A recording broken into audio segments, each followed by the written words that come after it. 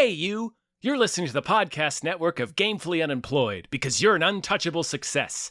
To support us and gain access to great exclusive shows like our brand new Supernatural watch-along Himboos, head over to patreon.com/gamefullyunemployed. You'll also get your lucky little mitts on hundreds of episodes of our other exclusive shows like Tom and Jeff Watch Batman, Star Trek The Next Futurama, Spiel Boys, and the complete series of Fox Mulder is a Maniac. We do movie nights, game streaming, regular mini-series and surprise shows, and you can even commission your own podcast about anything you want, within reason. You have nothing to lose and everything to gain by heading to patreon.com/gamefullyunemployed. That's patreon.com/GAMEFULLY unemployed. Probably don't need help with that word.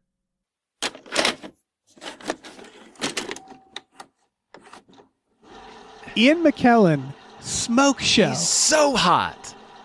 They had him in old man makeup at first, and I was like, oh, has he always looked like this? He's like, man, he's just the same. Wow. Yeah. And he's sort of there. It's not even, they just kind of, they sort of waste that reveal, right? They throw him away. Yeah. He just sort of appears in a scene. You're like, oh, there he is. He's like all old and in a wheelchair. Like, geez, this is 1983. Was he always like this? Yeah. And then, they strip the slop off, and oh my God. He gets smooched by baby magic. Blues. Yeah. Hi, everybody. Hello, everyone.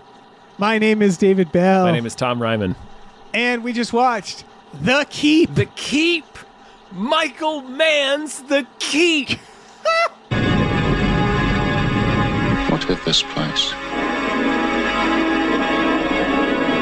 No one knows for sure.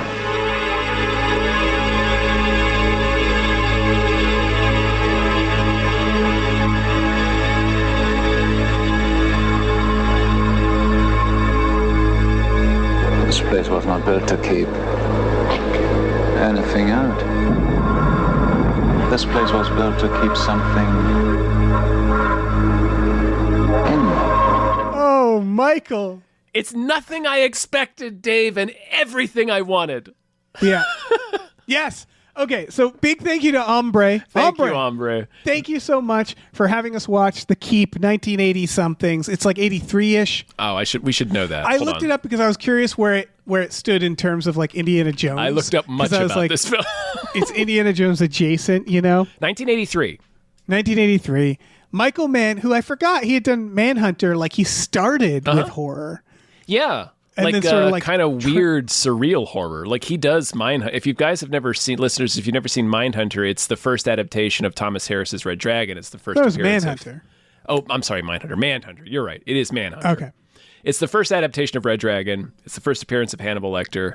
And Michael Mann directed it. And it's like, it is very Silence of the Lambs, but he does it in like a trippy almost kind of way. It's really almost dreamlike. Not quite like The Keep, but is it Tangerine Dream-like? Tangerine Dream. This was like the opening of Blade Runner for the entire film. What I mean? Where it was like so smoky awesome. and foggy and like dirtbags, like 60s music. Synth. Yeah. Those This German movie vehicles has- climbing the Alps. Yeah. This is all right. Michael Mann, Gabriel Byrne, Ian McKellen. Jürgen Prochnow, of course. It's a movie about Nazis in the 80s, so you're going to have him in it. Yeah. Oh, yeah. And I looked up the demon. This is the Star Wars actor, Thomas, played by Bib Fortuna. No way! Yeah. Yeah, way. The demon is Bib. So I didn't look up his real name. His real name is Bib. Yeah. Twin Dick Hoses, me and my friend used to call that character. That's like Jabba's little guy, right? Yeah, well, not the littlest guy. Well, no, but like that's Salacious Crumb. I know. Yeah, that the guy with the dick thing the on dick him, hose, and he's got Dick Hose. Yeah. So that's Ataku cool. to Jabba now. That guy. You hadn't seen this movie? No, but it had been on my list forever because the synopsis, of this movie is Nazis spend the night in a haunted castle.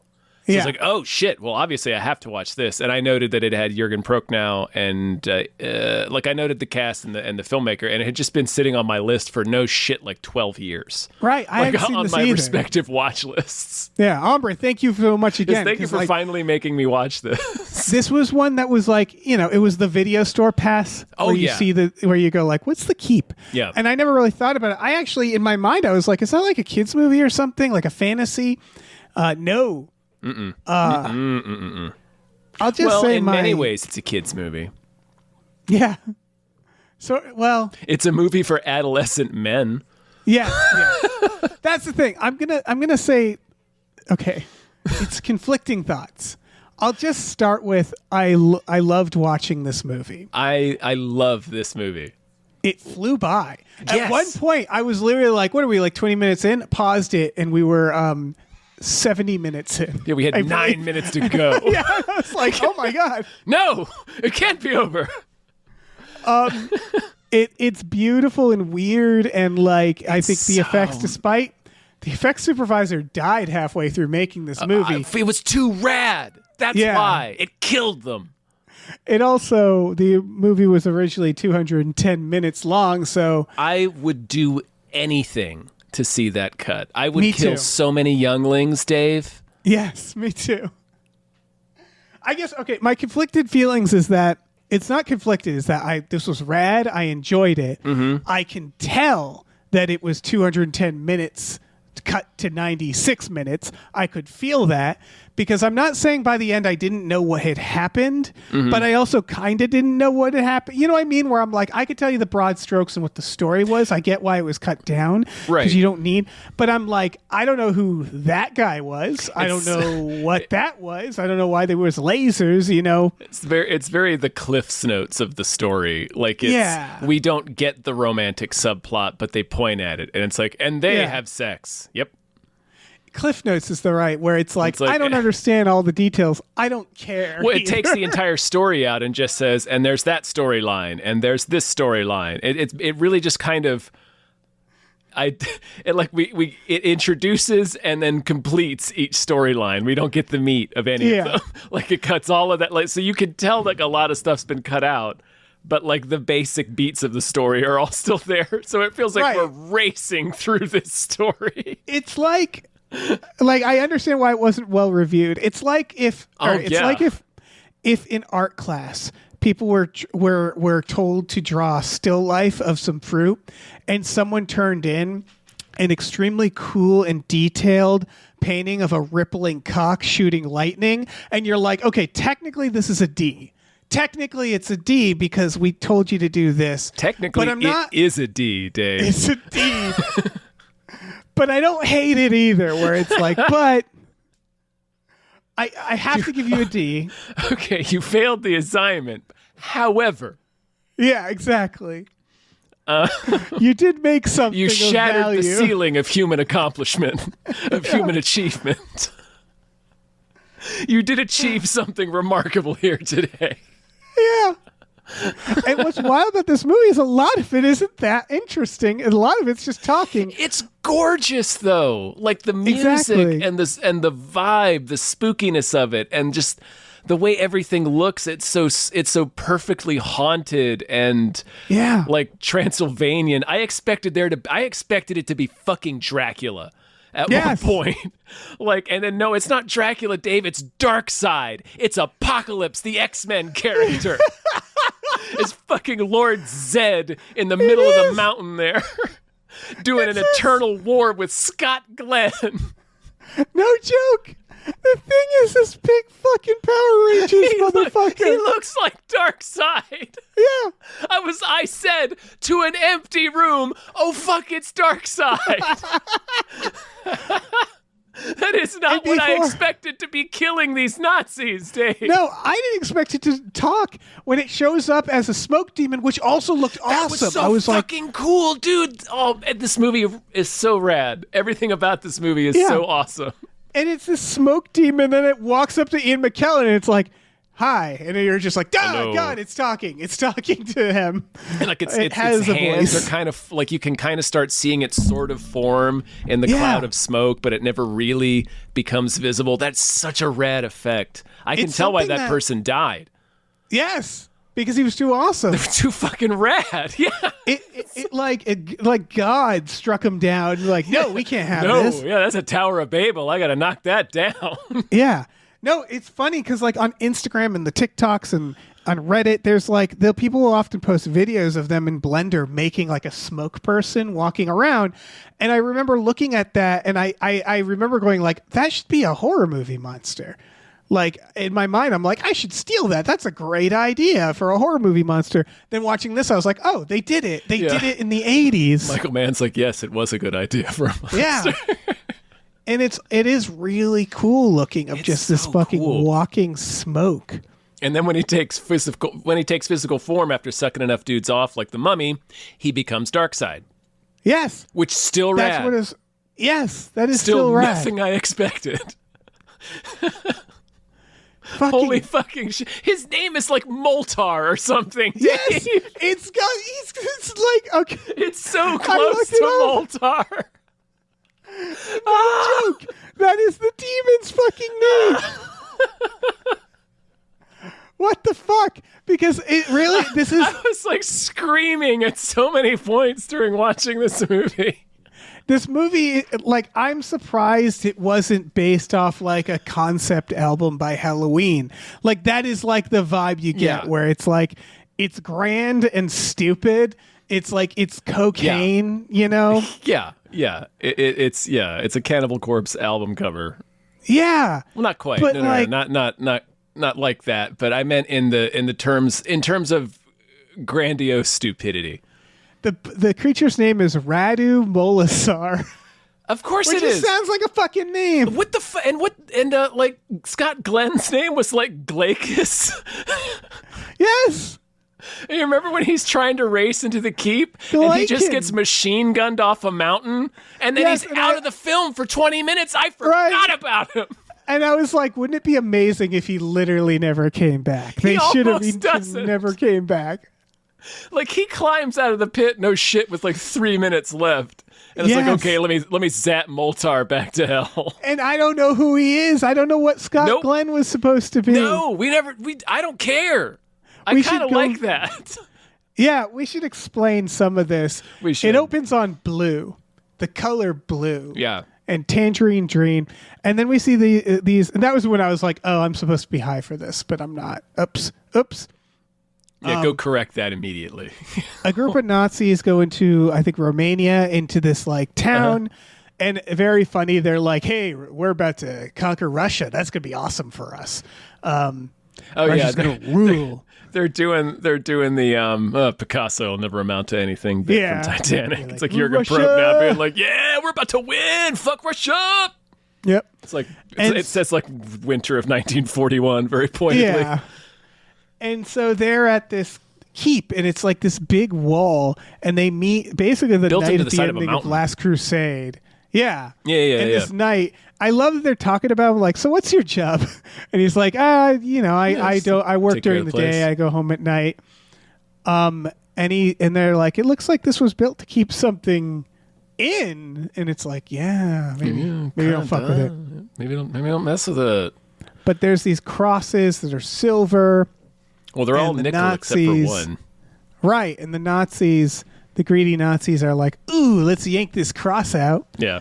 And he finds this giant cavern that was so fucking rad. Well, it's like a Hollow Earth. It's like a Cyclopean underground city. Yeah. Like it's super Lovecraft shit. Like this is Yeah. like trillions of year old underground city. It reminded me of, not to say that obviously it didn't take from this, it just realized this is one more thing Stranger Things took from. Mm-hmm. Where I'm like, oh, this is something that Stranger Things was probably inspired from, this other Almost expansive certainly, yeah. world.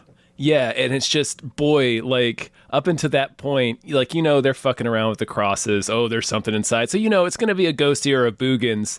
Yeah. So it's still like very much kind of what I'm expecting, except for like the super trippy Tangerine Dream stuff. Yeah. But that reveal, this is like the first part of the movie that really was like, oh, this is like not at all what I expected. I don't know what the fuck this is. Yes. What a cool reveal. And he does it so well because he's Michael Mann.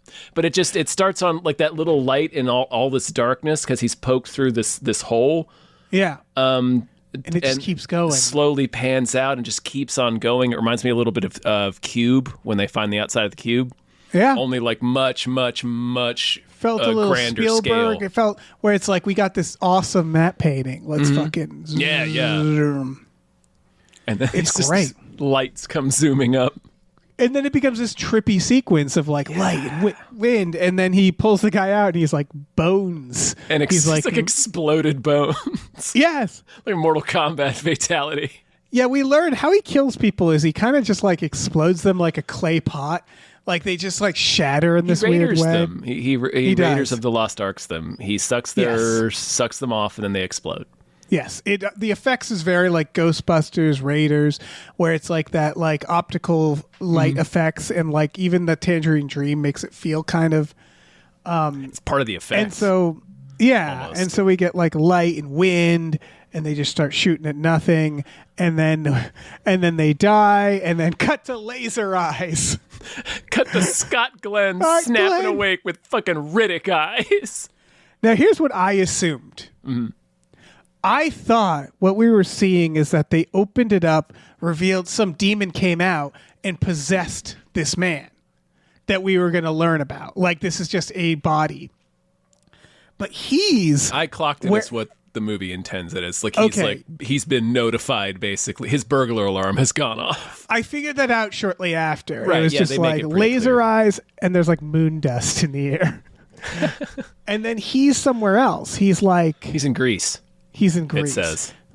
Yeah, and I was like, okay. I wrote, is he possessed or is he some special protector?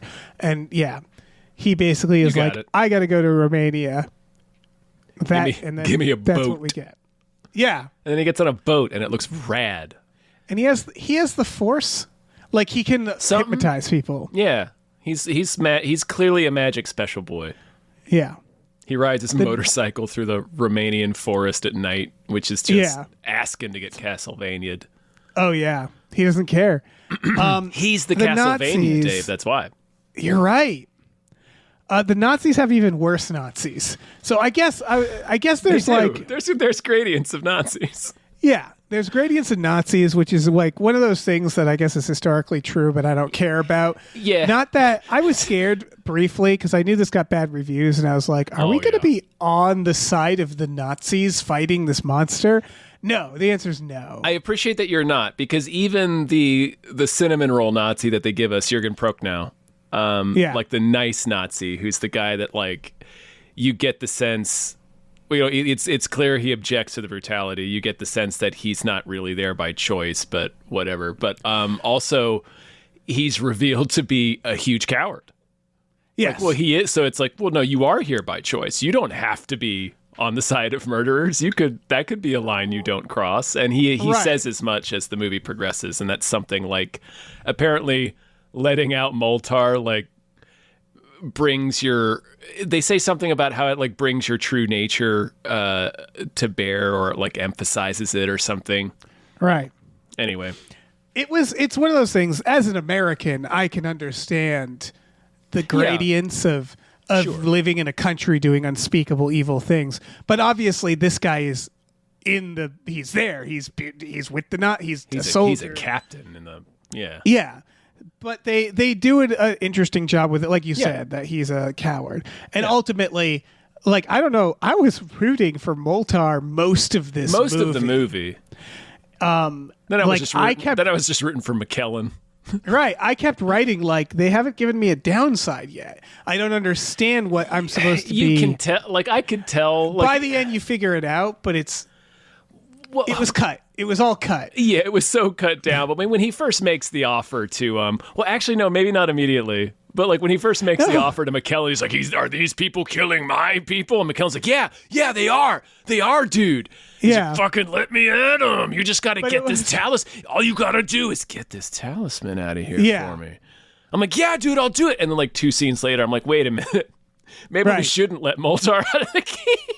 Right, yeah. It's a good idea, right? Which is like, it's the broad strokes of this movie, which I understood was like a Jewish guy under the Nazi rule turning to an ancient evil because the ancient evil is like, well, I'll kill the Nazis for you. I'll kill them Nazis, yeah. And then kind of going like, is it worth risking my soul and maybe the entire world? But for the most part, when the demon shows up and he's the entire like, world, look at that dude. yeah. But when he first showed up and he was like, I'm here to fuck up Nazis, I was like, oh, cool. When he's a smoke cloud, yeah. Yeah. Yeah, when he's a smoke cloud, I'm like, I'm not seeing a downside. Like, I'm totally on Moltar's side here. Yeah. Basically, so he keeps killing people. Yeah, only Nazis. And so Gabriel Byrne shows up as Nazis. the super... Yeah. Gabriel Byrne is the super Nazi. Yeah, he's uber Nazi. Yeah, I didn't recognize him for the first like 30 seconds I was looking at him. Crazy young, yeah, very young Gabriel Byrne. And so, yeah, they're like, we've got to figure out what's killing our guys. We'll rough up and kill the villagers. And the he priest shows is up like, and he's just immediately like, it's insurgents. Kill a bunch of these guys. So they immediately just shoot a bunch of people. And Jurgen Prochnow like, you fucking maniac. It's not, you maniac. It's not insurgents. It's a ghost. I told you. Yeah. And then the town priest is like, okay, call this guy. He'll know what it is. And that's Ian McKellen. Later we learn the priest is like, yeah, dude, I just was trying to get you. I just lied to get you out of the camp, basically, yeah. Ian McKellen does seem to be an expert on because they find writing. That's how they know each other. Yeah, it would have been really funny if Ian McKellen's like just making it up. Just like, yeah, I worked at the coffee shop. Yeah, I'm his uncle. I don't know what he told you. But yeah, so they bring in Ian McKellen, who has a disease and a daughter. Translate this up, buddy. I didn't finish high school. Yeah. I don't know what he told you about me. The priest is like, just make something up. Fucking make something up, dude. They can't read it either. Yeah. So Ian McKellen is there. He's wheelchair bound. He's an atheist. Mm-hmm. So him and the priest, they kind of razz each other about God. Mm-hmm. And he's not looking great. The priest, by the way, is the guy from Last Action Hero, the usher, the weird old man with the relationship with the child. Oh, Nick, that makes sense because he goes goat slaughtering crazy in this. Yeah, he does. He kind of tries to be like, I told you so, but in a really weird like. Yeah. So then. They're on the camp. So it's this dynamic of Ian McKellen they pull them right out of the camps, basically. Yeah. They show them like on their way to the camps, like being like, I hear it's not that bad there. And it's like, no, it's going to be bad. Yeah, Gabriel Byrne has a pretty chilling line where he says, you'll learn there's 2 doors, the door in and the chimney. This movie is actually kind of fascinating the way it depicts Nazi Germany as more of a... where it's like no one really like, because you hear those stories of like at the end of the war they showed citizens concentration camp like footage and citizens were like they were doing fucking what, where it's like where it's like the who knew what seems like and how fast things happened is like one of those things that it's like we never really in movies depicted quite. It's sort of like varied, you know what I mean?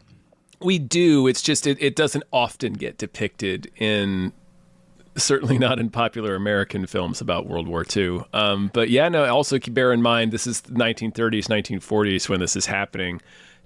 Bear in mind how information travels. Right. So it's like people don't seem to all kind of know what's happening. So that was interesting. It's really broken up, and communication in particular is really broken up. And I think that's more effective because it's actually more horrifying. Yeah. It's like we, the audience, know what the big picture is, but these yeah. characters don't know what this death machine they're in is, No. So basically they get picked up by the Nazis who are like, we need you to solve this Indiana Jones crime. Thank God Indiana Jones doesn't exist with these Nazis. That'd be dark. Been a job for him. This is a little darker than what I do, kid. So, yeah, Ian McKellen and his daughter. The 2 of the creepy Nazis try to rape her, and then the smoke monster shows up and explodes their heads. Boy, he does. I'm on his side immediately.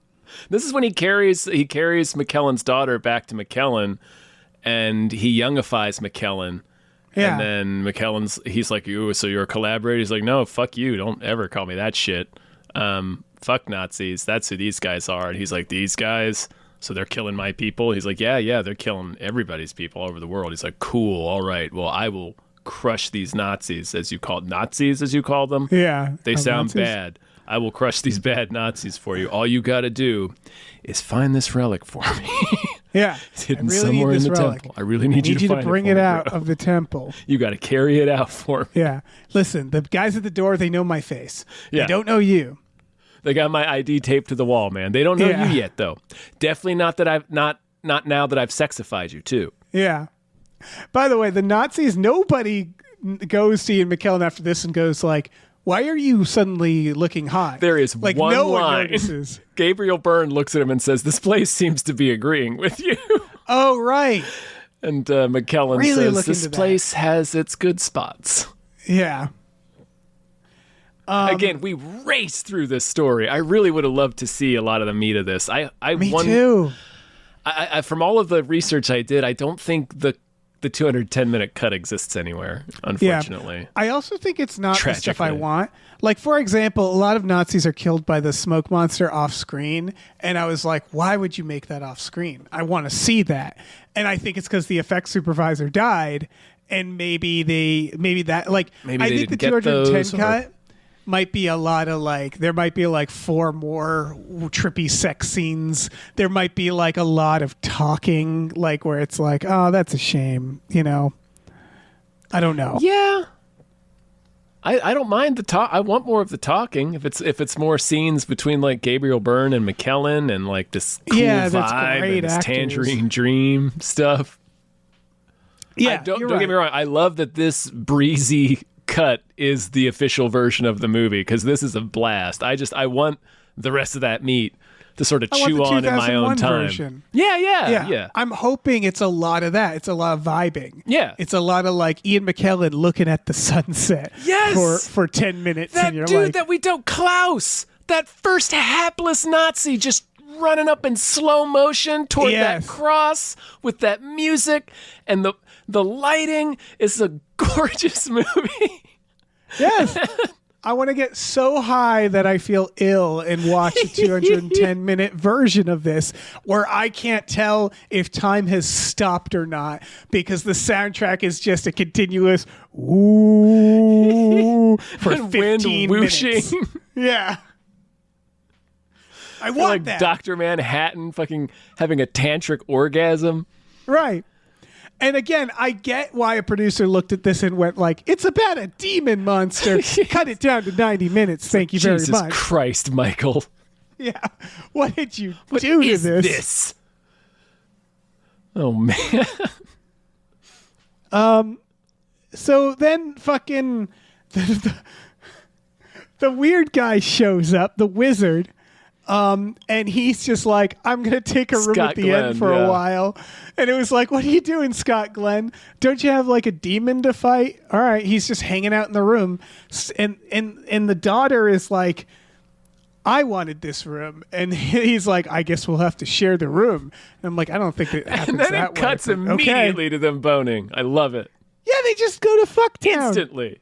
Orange fuck down. Everything's orange. They're doing like fuck yoga. Yeah. It's like weird. It's like it felt like 2 robots that didn't know how to have sex trying to figure it out.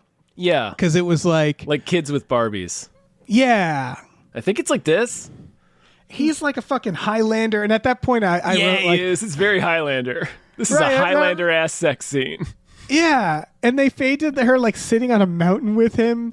And it's just like, who is this man? Like, that was my main question at this moment. I was like, he woke up with lightning eyes and took a boat here from Greece. Yeah. What is he? That's it. That's all we know about him. He's Scott Glenn. Yeah. The smoke Remember when his monster neck becomes gets our thick later? Yes. Because he gets a fucking dark side neck, too. He does. They're so veiny. They're both so vascular. Oh, man. God damn it, this movie, Dave. The demon has like touches of the Batman and Robin Bane a little bit, you know? Yeah, a little bit. Like when he talks, they cut away from him a lot because his lips don't move. It's he like, just but he's got like the inner jack-o'-lantern light. He's like lit from within with hellish red light. Yeah, and it looks badass. Awesome. It might sound goofy, but it is goofy, but it's also badass. Any freeze frame of him looks awesome. It's just once he starts talking, you're like, oh, that's a shit. He's like a little better than a Comic-Con costume. Yeah, but not you that you much. would be so impressed with this Comic-Con costume. Yeah, and again, the guy who in charge of this died, so like I'm not gonna. It's not a hit against this movie. No, certainly they're working not. with what they could. They're talking. I assume Ian McKellen is like trying real hard not to look at his huge veiny dick. And they're buddies, like you said, the talisman stuff, defeat the Nazis. The priest freaks out. Yeah. He goes goat slaughtering crazy and drinks a bunch of blood.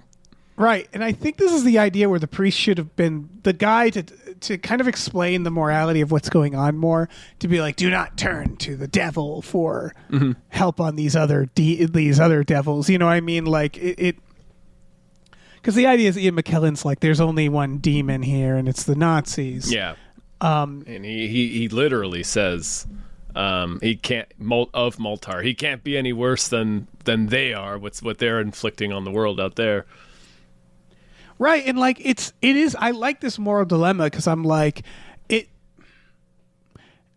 It's I'm not thankful, but like they make a note to have the Nazis talk about Russia, where so like they're going to be gone. It's going to be over soon. This anyway. They're not going to be gone. They're going to be around for a very, very, very, very, very long time. Well, Nazis, but this particular regime, and then Jurgen even has that scene where he's just screaming at Gabriel Byrne about what a coward waste of shit he is, and how these movements like this are designed to destroy themselves. Right. But the idea of like, if you could make a deal with a demon to kill the Nazis when they were first rising to power, and you don't know how long it's going to go, you know, Ian McKellen has no idea. It's just like, I get it. I get the temptation. And also the point that the movie is making is not that the demon is better or worse. It's that the demon is the same. It's the same evil. Right. Same thing. Right, he says that. He's like, I'm a reflection of you. Yeah. And then one of them, either Scott Glenn or the daughter, somebody says it to McKellen, like he's the same evil as the Nazis. It's like going to the ballot box. Am I right, folks? Am I right? You do. But yeah, you're right. Where ultimately it's just like, the demon's like, no, I'm also going to do Nazi stuff, but worse. I'm taking notes, if you know what I mean. Yeah. Then, so Scott Glenn gets shot off of fucking so bridge. many fucking times. Yeah, it's the shootout from Heat. It was like a rough draft of the shootout from Heat. Yes, and it's just two guys with machine guns. It was so anticlimactic. Where it's like he's there finally. Finally, he's like, I'm going to do something. They shoot him. Well, he has raver blood. He starts it off awesome. Like he picks up the guy that's like guarding him and overhead suplexes him off a mountain. Like he just throws him off a cliff, and that rocks. But the other two Nazis immediately machine gun him, and it no shit goes on for 10 seconds. It's like Sonny Corleone's death. They shoot him the appropriate amount of times for what you just saw him do. Right. You'd keep firing until whatever that man was fell off that cliff, which is what they do. And then again, green blood. I was like, is he a fucking alien? Is this alien shit? They should have. It would have been so funny if he never came back, and they shot him, the green blood, he disappeared, and someone just went, so who was that guy? Who was that guy? He almost doesn't come back. He comes back so near to the end credits. Yeah. But yeah, you're right.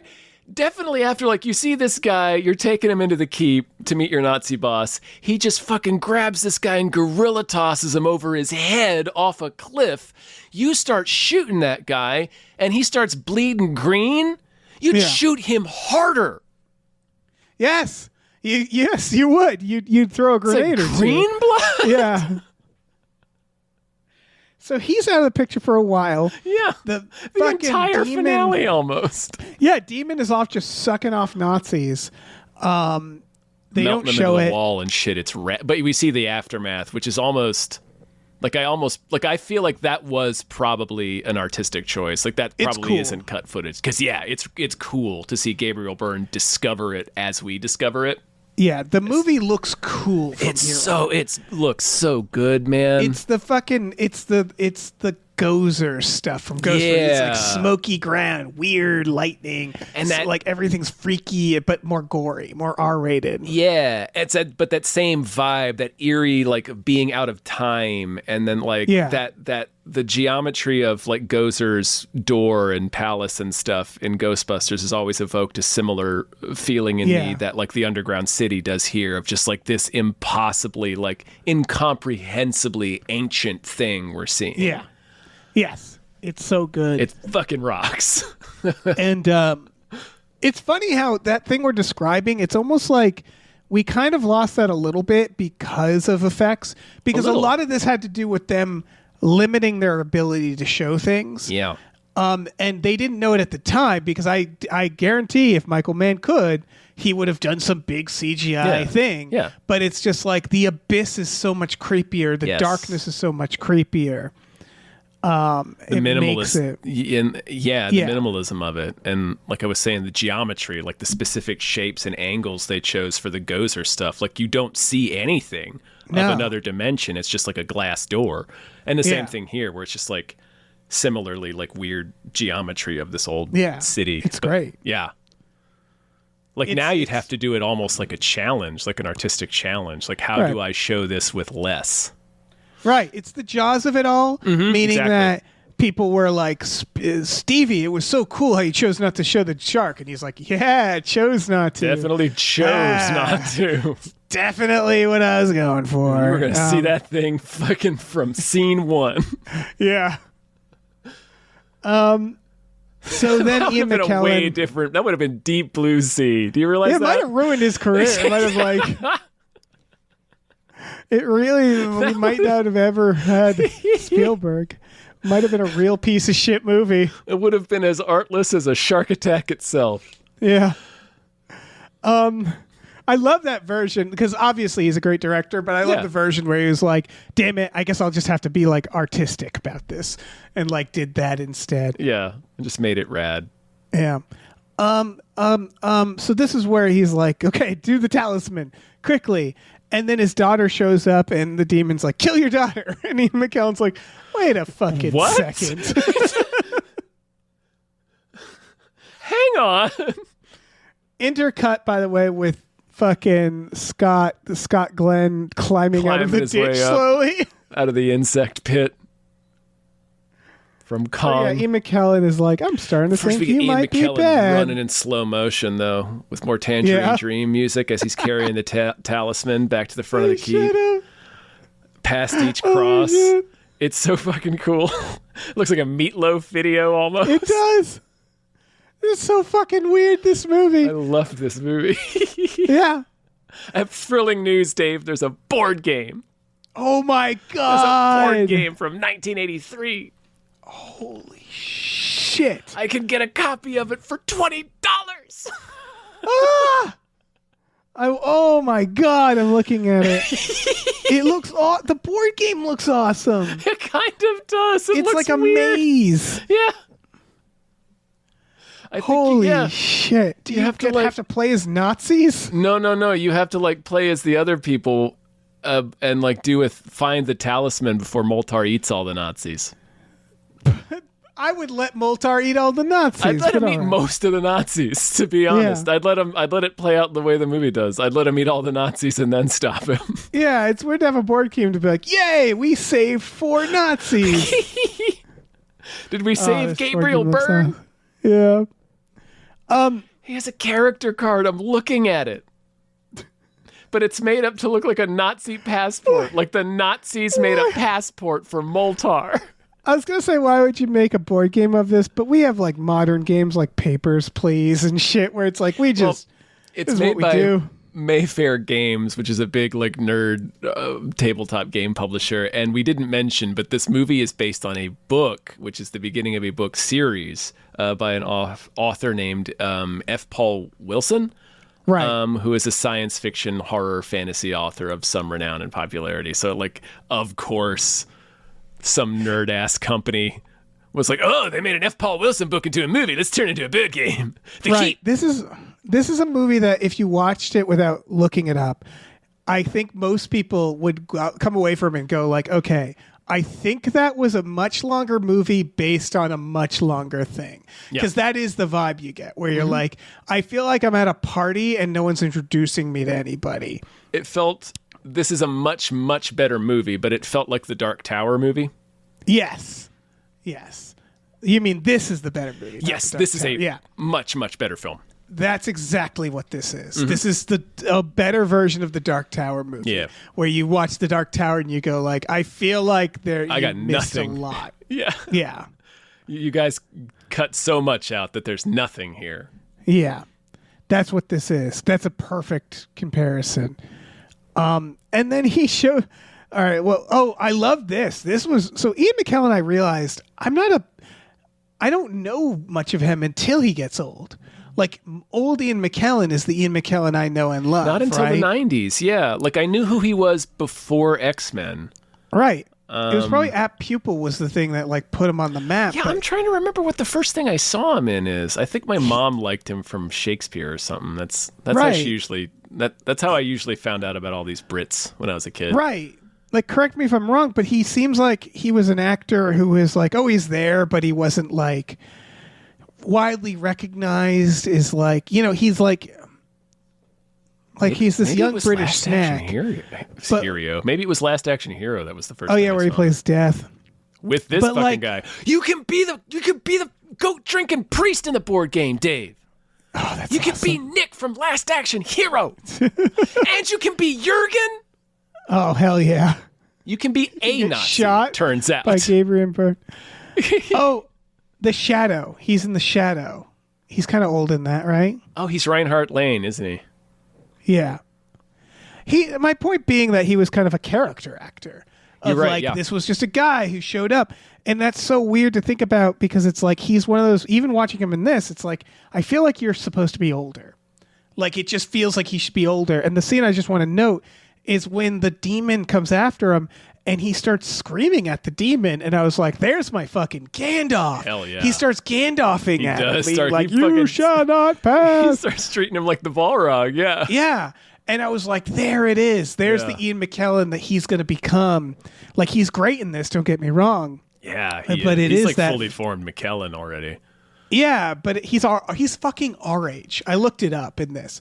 He's fucking our age in this, like a couple years older, and that's fucked up. I know. And so it's just like he was one of the actors who he might have spent a lot of his career being like, I'm getting roles, but it's just not. And then the moment he became old, he looked in the mirror and he's like, there it is. Ah, yes, at long last, 'tis Ian's time. Then Scott Glenn shows up. His eyes become grids. He fires lasers. I don't know what happened there.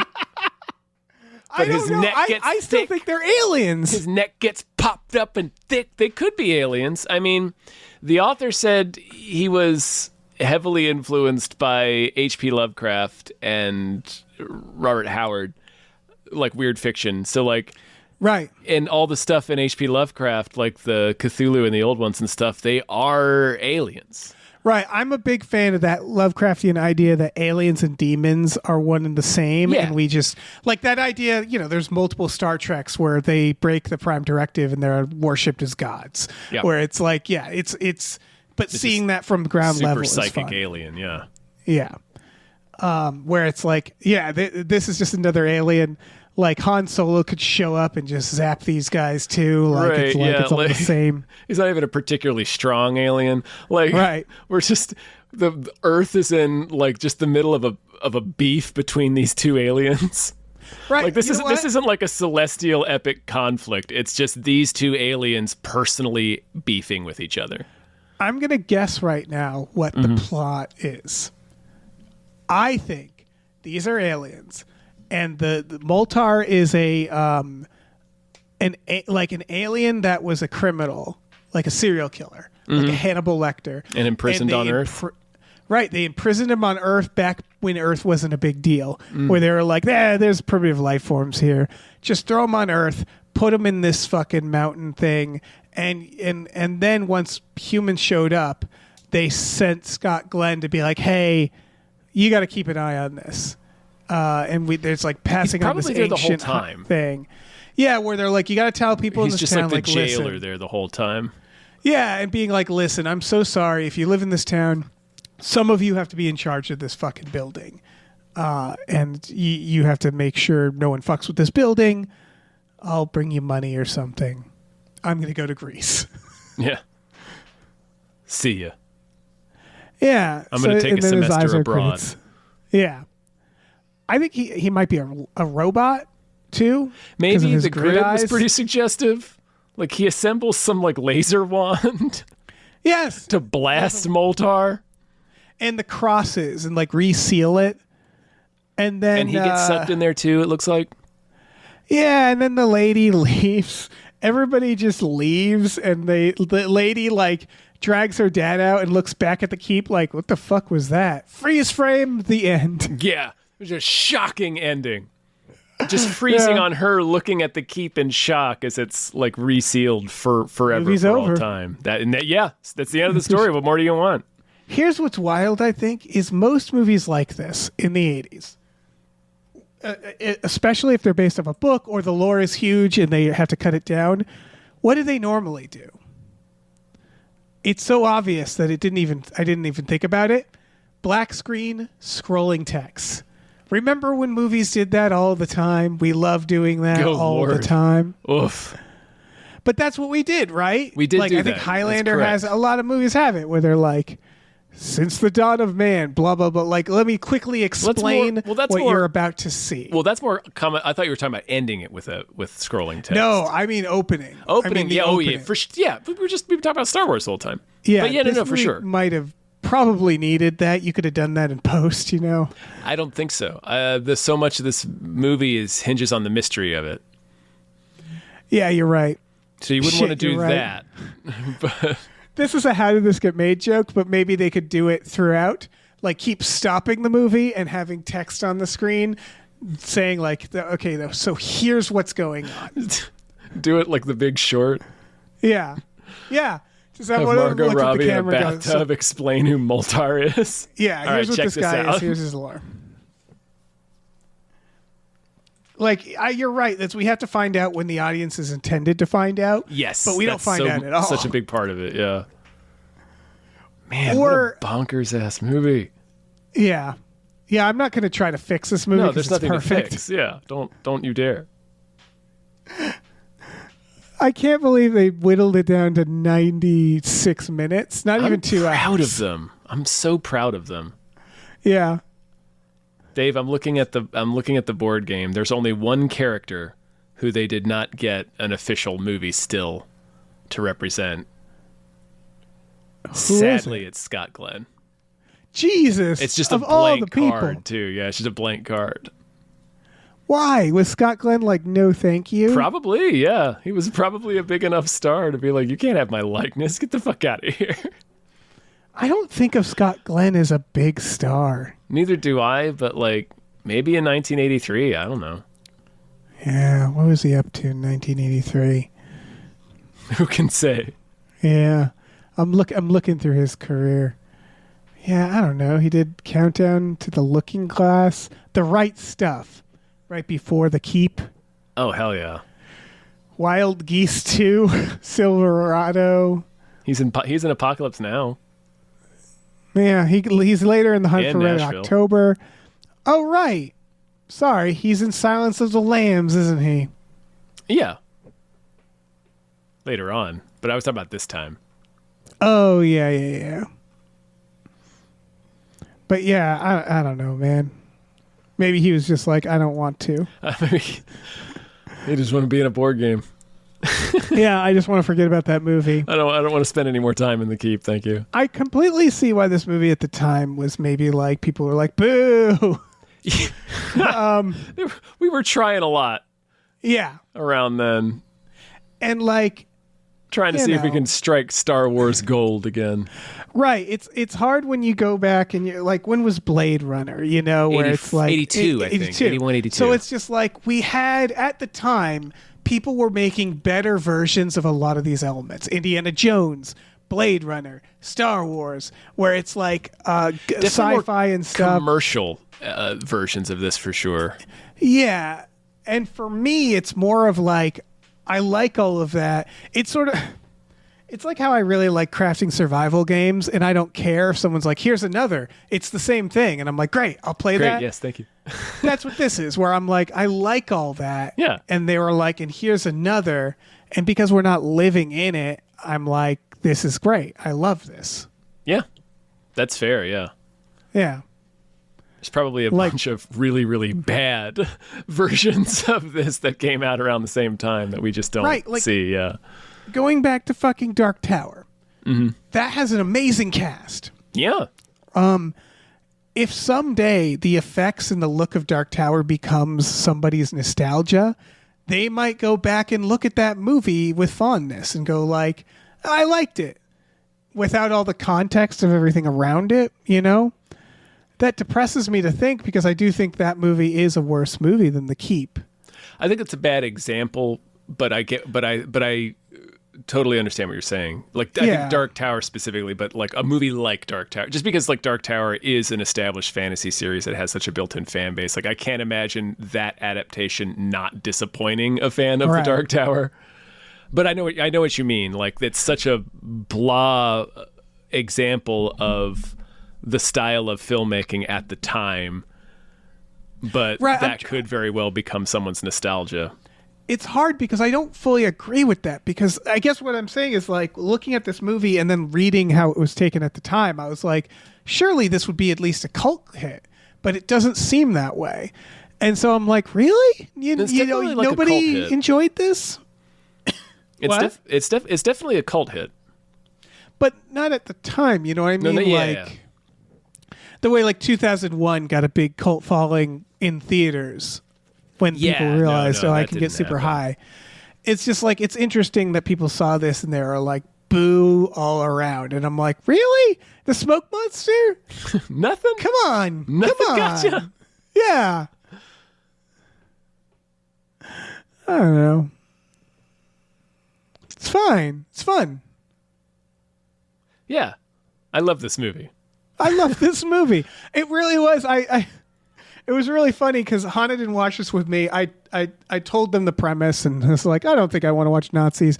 And then like Hannah walked in on the sex scene and was like, oh, maybe I missed out because this looks like weird and campy definitely and freaky. Missed out. Yeah. And I was watching and I was just like, I don't know what this is. And then I like at the end, the credits rolled and I like walked into the room and I was just like, I think that was awesome. Yeah. And I liked it. I haven't stopped talking about this movie since I watched it. It slow rolled me in this weird way where I was just like, I went into a fugue state or something during it where like time didn't matter. And then I was like, it's that Tangerine Dream music, man. Yes. Just hypnotizes you, the movie. I think that's what it is. Yeah. And it's that Scott Glenn, his laser eyes. Yeah, his thick neck.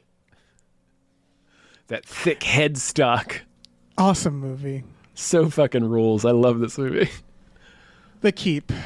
Yeah. Any other thoughts? No, I don't have anything else to say. This movie rules.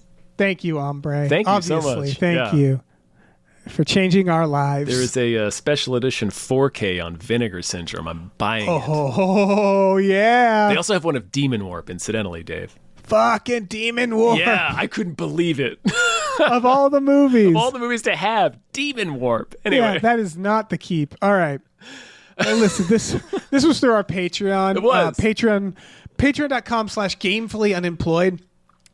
We have exclusive podcasts where you can do custom We Just Watched episodes like this, custom podcasts in general.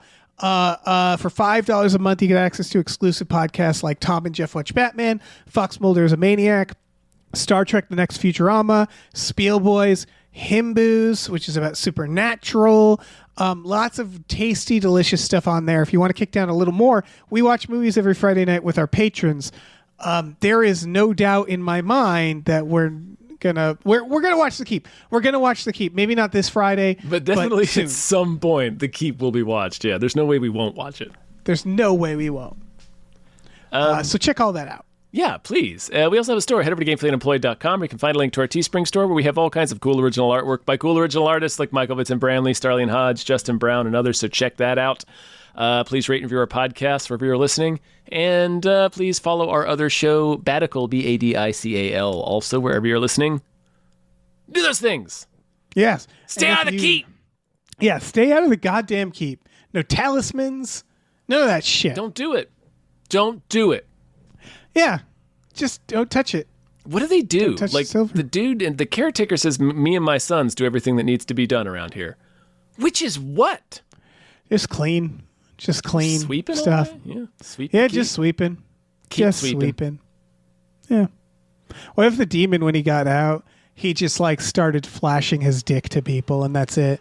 Or something, and they're just like, get back in there. Get back in there, you pervert. Get spraying him with water. Hey, listen, our music is produced by Chris Corlew. You can find him on twitter.com as The Corlew or go to shipwreckedsailor.bandcamp.com. Our channel artwork is produced by Michael Vincent Bramley. For more of his work, go to mvbramley.art.